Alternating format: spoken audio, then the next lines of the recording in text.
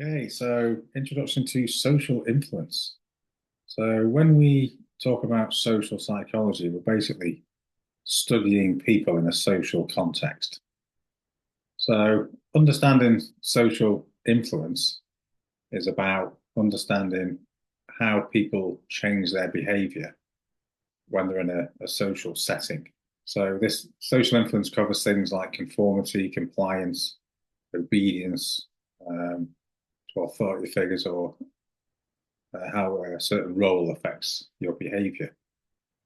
So the main types of social influence is minority social influence and majority social influence. We're looking at things like how a minority can affect a majority and how a majority can affect a minority.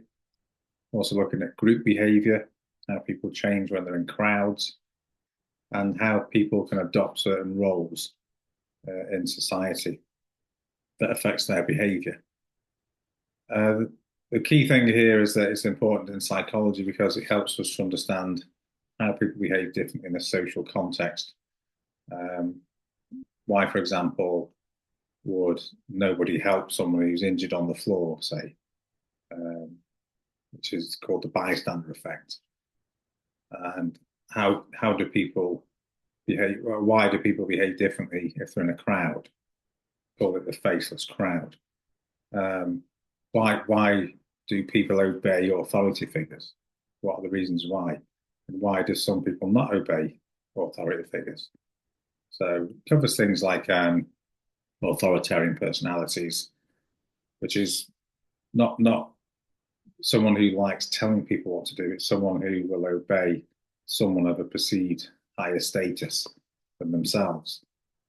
Generally comes from strict parenting as a child. So this is some of the areas that social psychology looks at.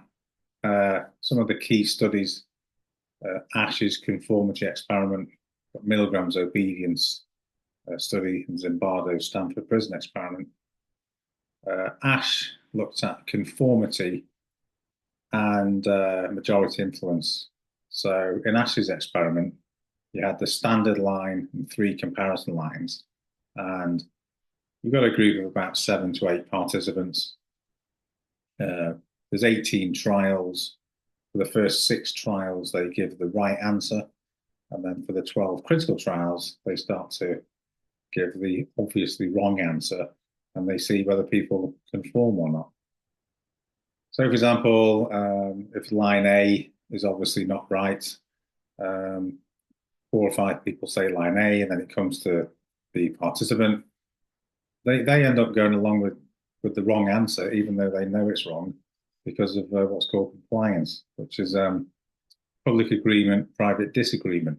And this is because the social pressure from the group, the majority, influences their behavior. Now, if if you have what's called the dissenter, if there's someone else who gives the right answer, then that tends to puncture the power of the group, and conformity will reduce. It reduced to about 5.5%, which is quite a big reduction because you've got an ally. Um, if you give answers on your own, where there's a private response kind of condition, and then again, conformity is a lot less because you're not in the group pressure situation against the majority because you're giving private responses. So Ashes is a good experiment to look at how the majority can influence the minority. And obviously, it's a lab experiment, so it's highly controlled. You can establish cause and effect. He also did lots of variations of the study as well. Milgram looked at obedience to authority. So Milgram was a Jewish psychologist who wanted to try and understand why people would obey an authority figure like Hitler.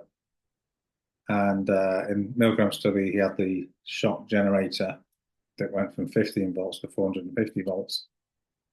And there's a teacher and a learner. The teacher is the person who's pressing the electric shocks. And the learner is the person who has to learn the word pairs. But every time they get a wrong answer, they get electric shock. Milgram did about 19 variations of this study. But what he found was that if you just put someone in a lab coat who's kind of giving prods to carry on, people will obey and potentially give electric shocks up to 450 volts just because they're obeying someone in a lab coat telling them they've got to do it. So it just shows how people will obey authority figures or perceived authority figures just from someone, say, wearing a uniform. And also proximity made a difference, whether orders were given over the phone or in the same room, and also location. If you do the study in, say, a rundown office block, it doesn't quite have the prestige of, say, a Yale University would. So Milgram explored all these different variations, and he wanted to understand why people obey. Not everyone obeyed, but then it's trying to understand why someone wouldn't obey. For example, one participant was a vicar, and I think he said something along the lines of God is a higher authority, so morally he wouldn't do it. But yeah, it's a very good study onto understanding things like authoritarian personalities, locus of control, whether you think you're in control of your own behaviour or not, or whether you've got an external locus of control where you think that you're being guided by the stars or the planets or something like that. And then finally, Zimbardo was a Stanford prison experiment where he looked at conforming to social roles. And Zimbardo's and Milgram's, they've always been criticised for being unethical. There were a lot of ethical issues in it. Zimbardo had the prisoners and the prison guards. It was kind of a mock setup of a prison. The groups of guards generally had the power over the prisoners and were abusing those powers. And it just showed how conforming to a social role can affect your behaviour. So from media sources, people would have an idea about what a prison officer looks like and behaves like in America and what a prison guard looks like. So Zimbardo basically stripped them of their identity, dehumanized them, given them a number, and they had to conform to these roles. If they didn't conform, the guards would be abusing their powers.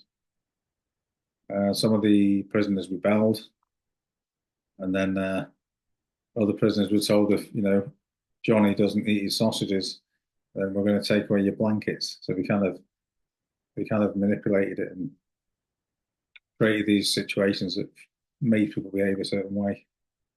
The study was eventually ended due to ethical issues. People have been suffering stress and psychological harm.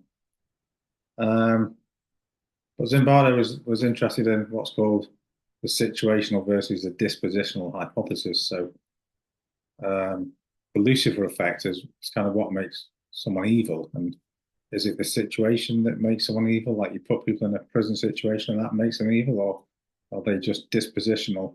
In other words, are they just innately evil people anyway? And Zimbardo kind of favored the situational hypothesis. You put people in a certain situation, it can bring out the evil in them.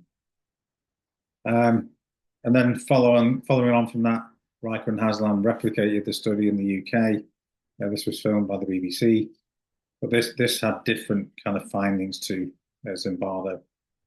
The criticism was that Zimbardo's was criticised for the ethics, and they're really important, but it didn't really scrutinise the actual findings. Whereas Riker and Haslam kind of found that when groups fail, that can then lead to tyranny. But this was in the UK, so it's a different culture, and there's a different relationship with authority in the UK than there is in America, say. So these are really good studies to learn. Learn the aims, the method, procedure, findings, conclusion. The sort of three key studies, really. So we'll move on to conformity next, and see you in the next video.